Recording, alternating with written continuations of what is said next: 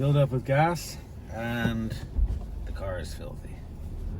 Possibly too filthy to wash with spray wash, but we'll see. You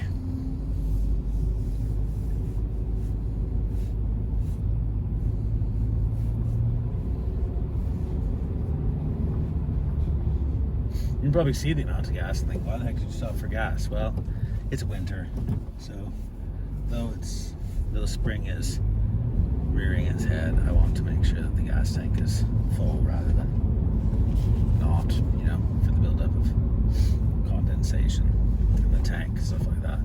Obviously that will happen less. More gas is in the car.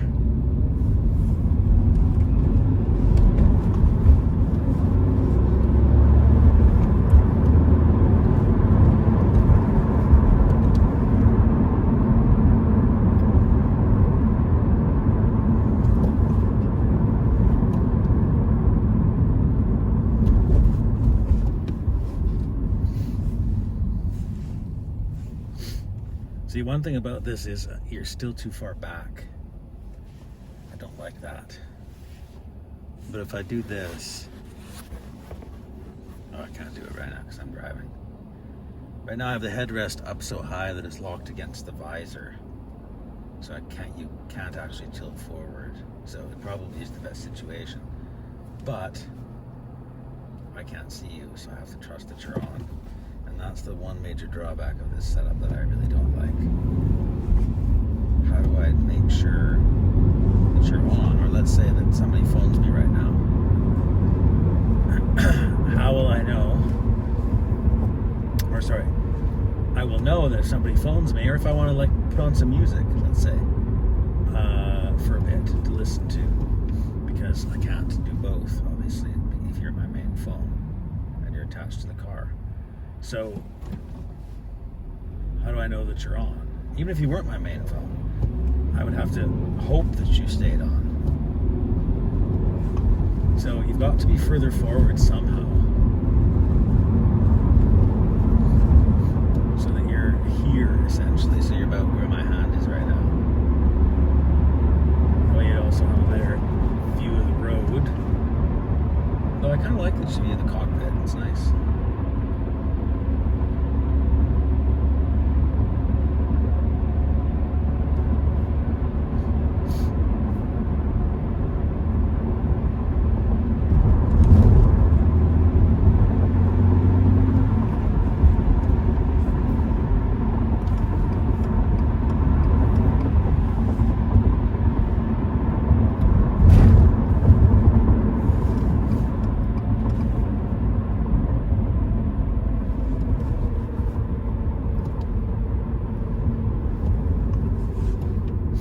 Yeah, it's another unusual thing. I don't know if any of you drive, or if you've ever driven a sports car. And I admit, this is not a ridiculously powerful sports car. I've had a Mustang GT 2019. Was that 460 horsepower? And this is 228. And that car weighed almost 4,000 pounds. This one weighs under 3,000. So you can definitely feel, there's enough power in this car. The Mustang, there was more than enough. And it could get quite scary at high RPM. It was also very hard. I understand why so many Mustang drivers, especially inexperienced ones, crash them, because there's a weird sort of yo-yo effect in the back end of a Mustang. When you are spinning the wheels and you take your foot off the accelerator, so you cut the throttle, it's like it's spooled up, so they continue to spin for, I'd say, probably about a second or a second and a half. So you have to get used to that so that you know to release your foot off the throttle a second and a half or so before you want the power to be cut. People expect as soon as they lift their foot off the throttle for the back end to stop pushing them, and so that I think is responsible for a lot of the errors. But anyway, in the Mustang, people were intimidated. They would stay away from the Mustang. I don't know if it was the sound, or that it was all black, or that it was a Mustang, or what, but people gave the Mustang a wide berth. And unless they were in something like a Mustang, they didn't play games about, you know, trying to cut in front of you and things like that. You know, except for the occasional, you know, 1 in 1,000 drivers. But it's different with this. You saw what this Rogue did. And you might think, well, whatever, the Rogue was paying attention. No, it's happened to me, I'd say every time I drive the car, at least twice. Somebody in an SUV like a Nissan Rogue or a Toyota Matrix, like the one right in front of me, or there's an Explorer to my right that you might see, depending on how traffic flows. If they see you coming, like say like I was in the right lane, I don't know if you back up the video a little bit, the Rogue was going probably about 60, 65 in an 80 zone, so I pulled into the right lane with the intention of going by it and getting in front of it, and it sped up. I find that this car, I don't know what it is, there's something wrong with the attitude of many people toward this car. There's an anger or a resentment or a hatred or something. It's like they want to cut you off, or I don't know, don't want to let you get ahead of them. Maybe because when it's a Mustang, they know that if you really wanted, there's no way they could ever keep up with you. In this, many vehicles could keep up with it, especially at city speeds.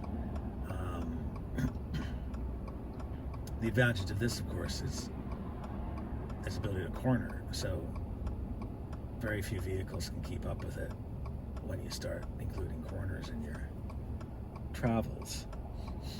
But I don't know, talk to other people who drive this car, the GR86 or the Subaru BRZ or BRZ, and see what they say. Maybe with a Miata it's the same, I don't know. But you'd think that with Miatas you'd have heard of it by now, if that were the case. And I haven't, I'm not in a habit, nor have I been, of talking to Miata drivers on a regular basis. So, you know, I've watched a few reviews online, but not so many by owners, more by journalists, so-called journalists, you know, not like Car and Driver, but I mean, you know, some of the more popular YouTube channels these days, Redline Reviews, Throttle House, Ratings Rides, stuff like that.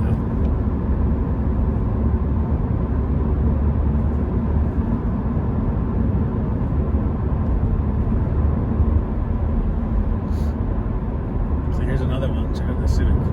So the speed limit right here is 50. I just dropped below 60. Do you see? Look at that.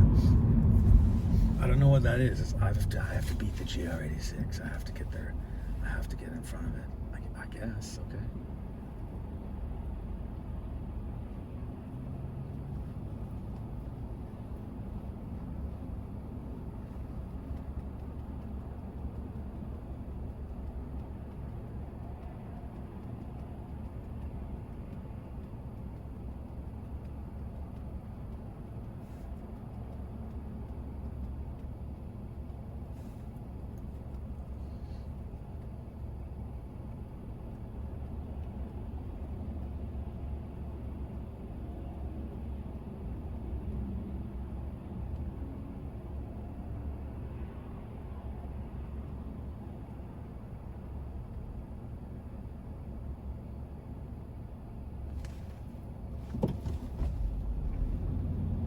You see I rolled back there.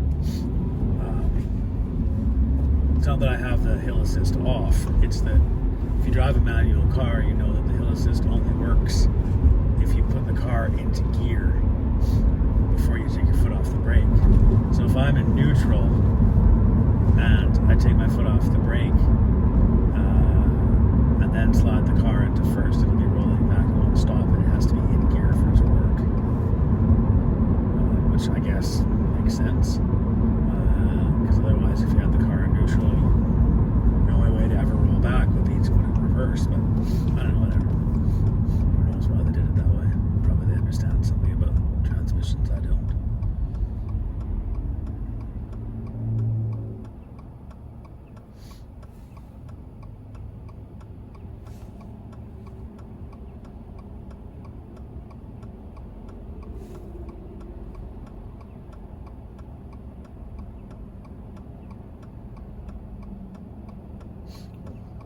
Lots of dirty cars in this city.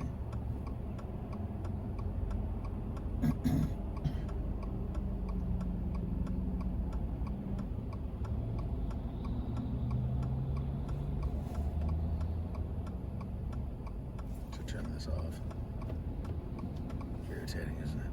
Oh, that is one thing. If you've watched GR86 reviews or reviews by owners, you'll know that the turn signals are really strange. They don't turn off. You have to turn them off. And the only way to do it is to flick it back into the middle position.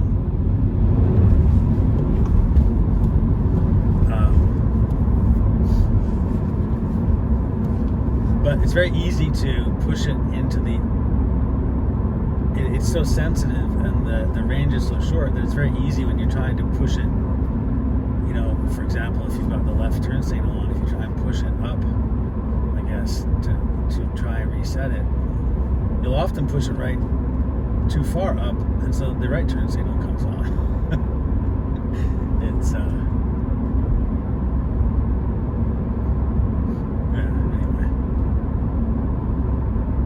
I'm gonna head over to a Superstore here, pick up a few things, so I'll be shutting you off soon.